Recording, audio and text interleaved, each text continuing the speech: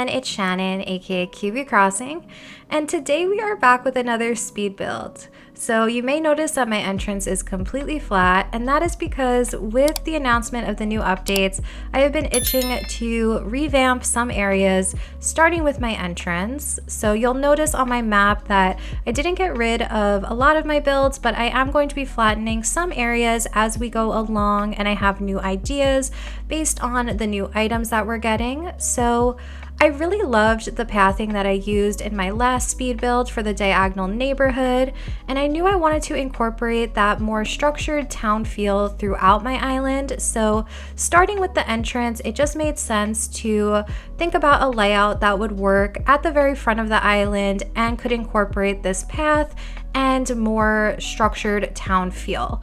So that's what we're doing now. I always start by laying out my pathing before I build anything because I think it's really good to have a base structure to work with, and you can always adjust it as you go, but it gives you something to work around and it gives you an idea of what the composition for the area will look like. So I always start with that and think about what I want the kind of direction of the path to be, how I want it to twist and turn, what angles do I want, and then once I see how that looks, I'll think about what structures I want. Do I want an incline? Do I want a bridge? What do I want to do to fill in the areas and how I want it to kind of come together in the end. So I'm filling in this pathing now. I'm going to really try to fill it in as much as I can so that I can start to imagine how this is going to connect to other areas. Just to note, I will only be decorating what you'll kind of see if you open up the camera app when you get to the entrance, and I won't be going too far to the left and right, but I do want to make sure that I'm thinking about how this connects to the rest of my island. So I will sort of lay out a sketch of the path and how far I want it to go across, where do I want it to kind of leave off, and where will it end up connecting to.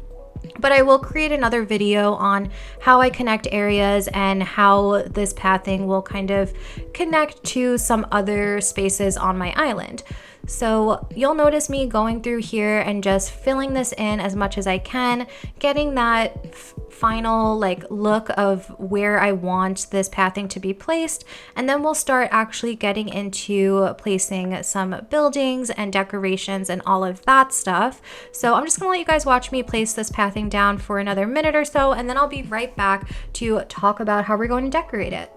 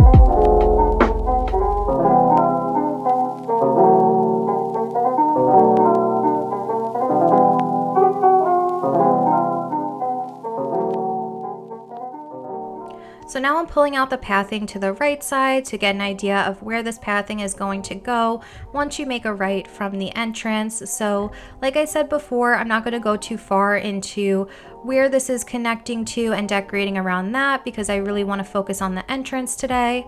But I still did want to get my pathing down so that I have an idea of what I can do with this path later on, and when I do make a video for connecting areas, we have a starting point to work with.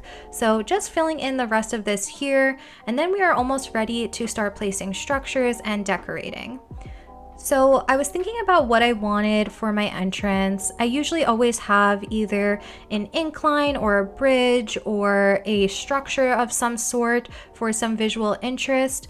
And I decided that I do want to have a house in the background so that when you get into my entrance, you right away see some building. And I think this helps with the neighborhood feel that I'm going for. So right now I'm marking out where I want this house to go. This always helps me so that I can open up the camera app and see exactly where it's going to be, and then it's easy to place it in the perfect spot. So we have Pearl's house now. I think her house fits perfect with the colors on this island. And once you have your houses and your pathing placed, usually if I was doing a lot of terraforming, I would do my terraforming now too, but there's not going to be too much terraforming in this area. So the next step for me is always to place my trees because those have the most vertical height of anything else that I'm going to play with for the rest of this build. So what I do is I lay out where I want some trees to go, and then I fill in the spaces in between. This helps when you open up the camera app and you can see the full composition of the area.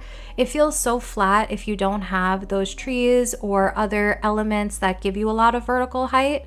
So for me, I'm going for like a town/countryside feel. So trees are really important to get the exact vibe that I'm looking for.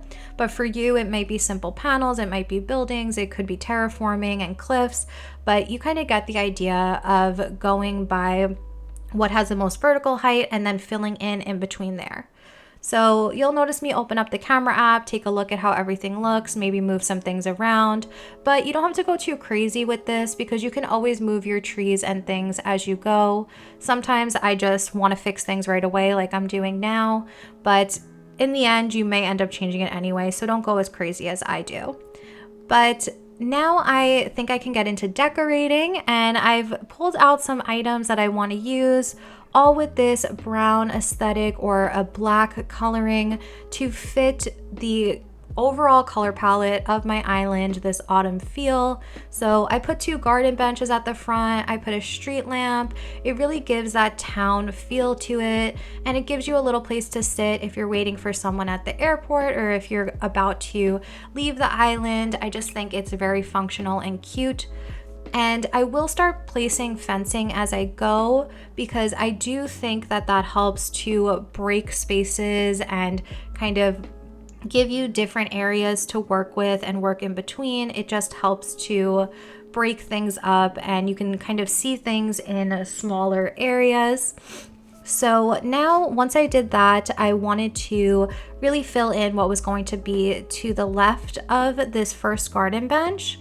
And like I said before, this is really important for me to have a good mix of natural elements, but also like the structured town feel. So I want to have as many areas as I can that feel really wooded, but that there's this like pathing coming in between this really natural town. If that makes any sense, that's what I'm going for. So you will notice me putting a lot of bushes and flowers and other things like that in the spaces on the sides of the path. So I'm going to fill in a little bit of this right now, and then I'll be back to talk about some more of the decorating and how we're going to decorate Pearl's house.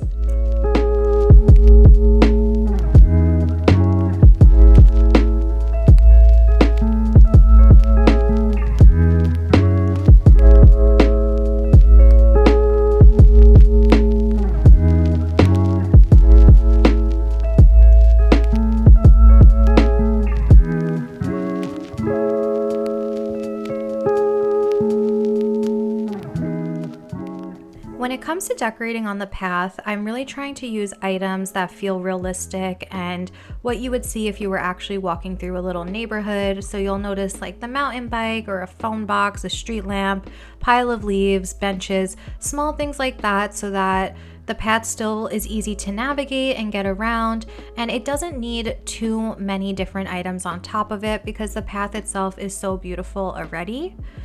And when it comes to the villager yards, this is when you can have more fun playing with items and things like that.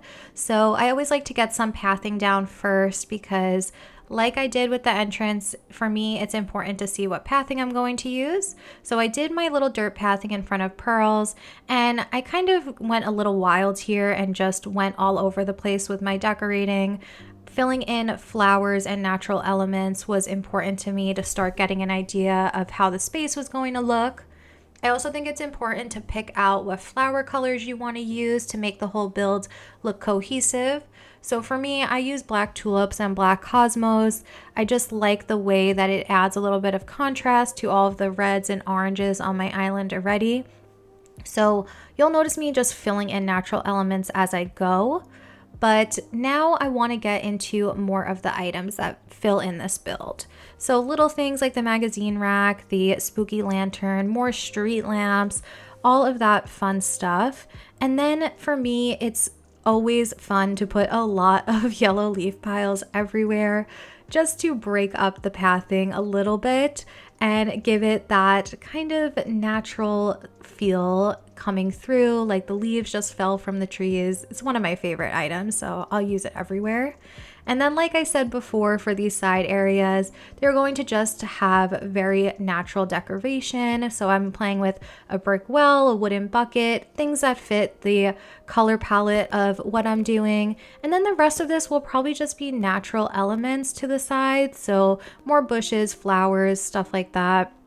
Again, you'll notice me really opening up the camera app a lot, and that's because I'm always checking to see how the composition looks, if anything looks out of place. So if you're wondering why I keep doing that, that is 100% why I'm doing it, and it just helps me a lot.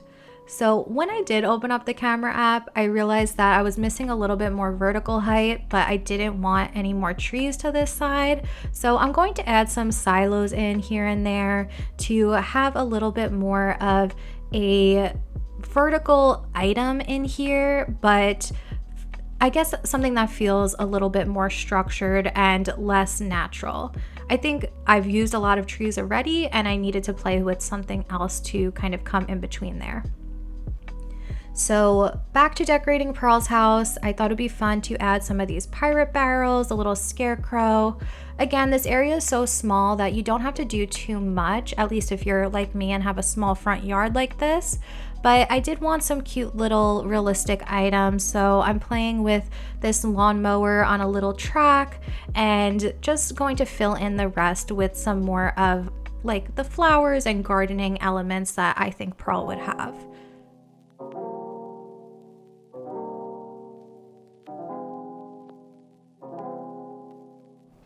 So I ended up putting a pirate barrel in between where Pearl's house is and that tree.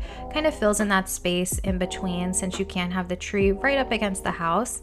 And we are really close to being done with this entrance build. So any little finishing touches, flowers, bushes, any items on the path like the trash bags or street lamps. I'm also going to play with some spooky trees. That is all we really have left to do here. So I'm just going to fill that in and then we'll talk about the final product.